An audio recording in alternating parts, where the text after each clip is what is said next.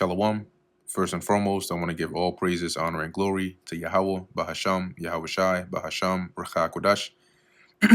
Double honors to the elders and the apostles of Great Millstone, and peace and blessings to the elect. And today we're going to go into the book of 1 Timothy, the 3rd chapter. This is a true saying. If a man desire the office of a bishop, he desireth a good work. Paul is saying here, right? This is a very true statement. If somebody is desiring to be a bishop, that is a very good work that they're desiring. But here are the requirements. A bishop then must be blameless.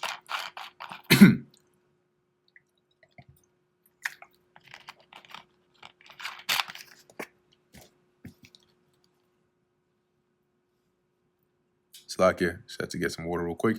Blameless. So not having any, like nobody can bring up anything to, reproach you, right? You live a blameless life, a nice, good life. You have a good rapport with people, right? He did. Where we at? The husband of one wife, and the reason it says that is not just, some people might try to use that and say, see, look, you can only have a. No, the reason Paul said that husband of one wife is because to be in the office of a bishop, to oversee a church, you can't be going around and say, oh, I'm going to have 10, 15, 20 wives, because when are you going to have time for the church?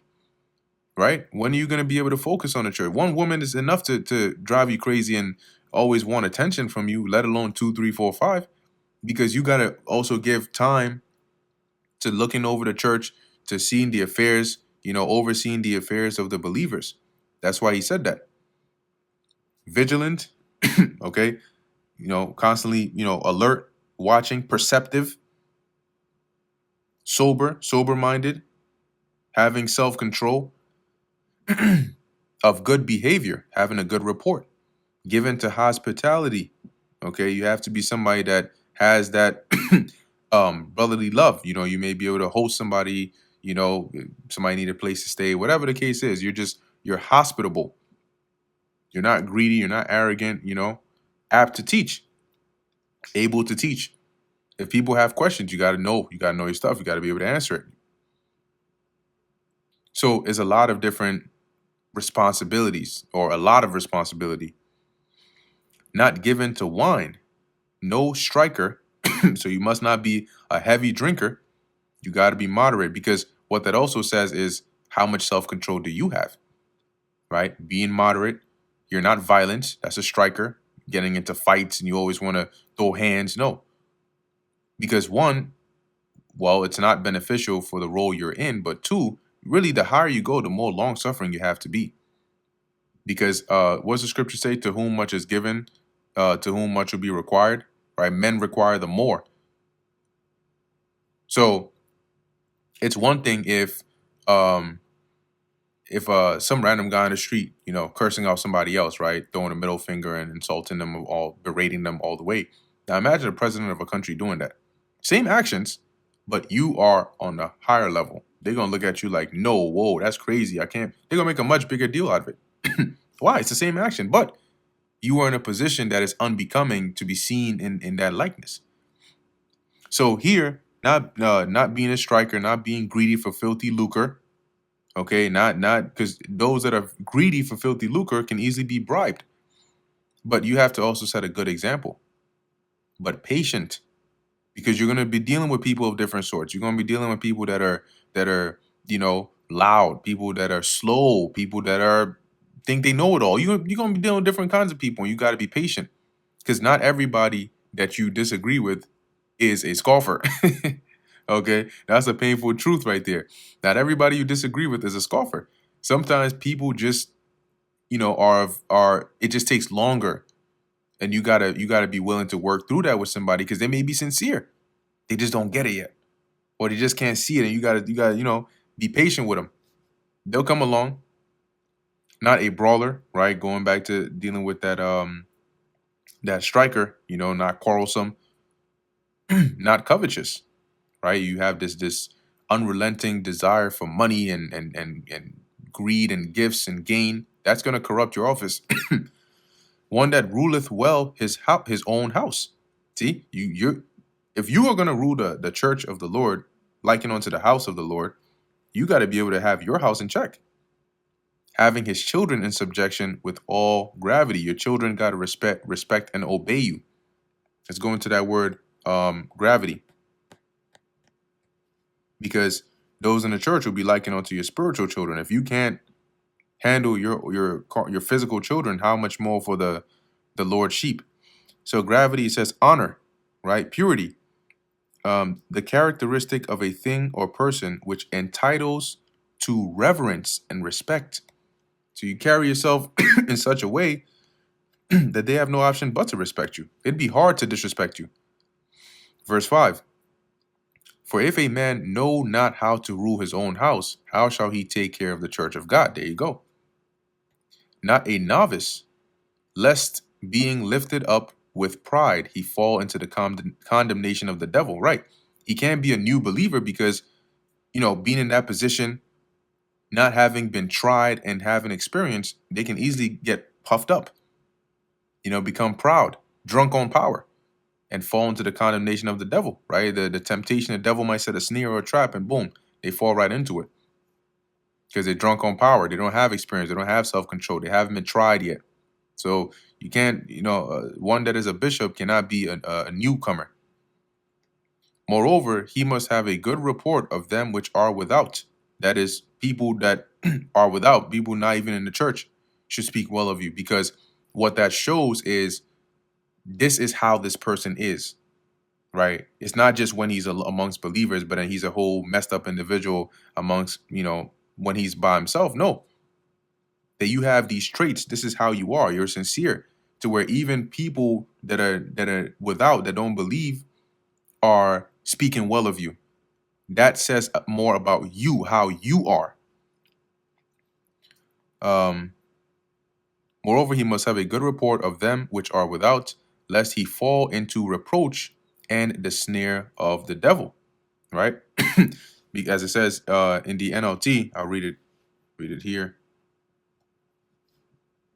Also, people outside the church must speak well of him, so that he will not be disgraced and fall into the devil's trap.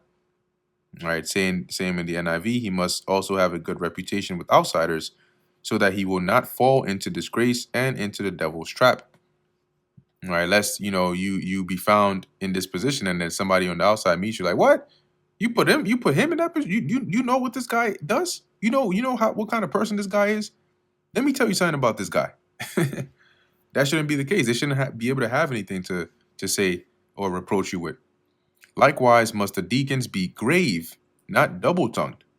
Okay, and let's look into that word. And so you have the requirements of the bishop, and likewise the deacons. Right. Let's first look up the word deacon. The bishop. It says here, one who executes the commands of another, especially of a master, a servant. So a deacon, one a little lower than the bishop, right? A deacon, one who by virtue of the office assigned to him by the church, cares for the poor and has charge of and distributes the money collected for their use. So likewise, because you're also going to be in a position of responsibility, they must be grave. Let's go into that word, grave. Venerable, okay, honorable, one of integrity, good reputation, not double-tongued, okay, so they're not deceitful. They're not going to say one thing to one person and another thing to another person. They have integrity. Not given to much wine, right? They're not heavy drinkers to where now it's affecting them and the church. Not greedy for filthy lucre. See, they're not dishonest with money. They're not money hungry. Holding the mystery of the faith in a pure conscience. So they must be committed, right, to this faith, to the mystery of the faith. Not with a distracted mind or a polluted conscience, but with sincerity of heart. And let these also first be proven. Don't just go accept anybody. You got to try them, prove them. Then let them use the office of a deacon, being found blameless. Even so must their wives be grave, also honorable, not slanderers, right? Not going around tattletaling, okay? speaking about people gossiping, but what? Sober, faithful in all things, trustworthy. Because once again, that also says something about you. Let the deacons be the husbands of one wife, ruling their children and their own houses well, similar to the bishops, for the reason of the responsibility that is laid upon them. For they that have used the office of a deacon well purchase to themselves a good degree and great boldness in the faith which is in Yahweh Shai Hamashiach. So those that will be in this role, right, this office of a deacon, will be rewarded, right? As it says, with good degree, they purchase to themselves, like they're earning this good degree or this good respect, and they're gonna have confidence, right? Great boldness in the faith which is in Yahweh Shai Hamashiach. They'll increase in confidence as they fulfill their role the right way. And that's needed as well. These things write I unto thee, hoping to come unto thee shortly. But if I tarry long, that thou mayest know how thou oughtest to behave thyself in the house of God. So I'm writing it to you. I hope I'll be there soon. But in case I'm not, at least you know what to do, right? You know how to handle things, which is the church of the living God, the pillar and ground of the truth. And without controversy, great is the mystery of godliness. God was manifest in the flesh, justified in the spirit, seen of angels, preached unto the Gentiles, believed in the world, received up, um, received up into glory. Let's read verse 15 here. It says, so that if I am delayed, you will know how people must conduct themselves in the house of God. This is the church of the living God, which is the pillar and foundation of the truth. And without controversy, so there is no disagreement on this, great is the mystery of godliness. God was manifest in the flesh. This is talking about Yahushai, because he is also a God. He came down in human form. He was justified in the spirit, right? He was made righteous or made perfect through the spirit of his Father that he embodied. Seen of angels, right, and of men, spectacle of angels and of men, preached unto the Gentiles, as is case in point, the Apostle Paul, in his missionary journeys, believed on in the world, right, by the believers in the various parts of the world, received up into glory, right, because eventually he went back up to his Father to receive that glory that he had with him from the beginning. And that brings us to the end of the book of 1 Timothy, the 3rd chapter.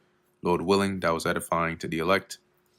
In closing, I want to give all praises, honor, and glory to Yahweh, Bahasham, Yahweh Shai, Bahasham, Bracha Kodash.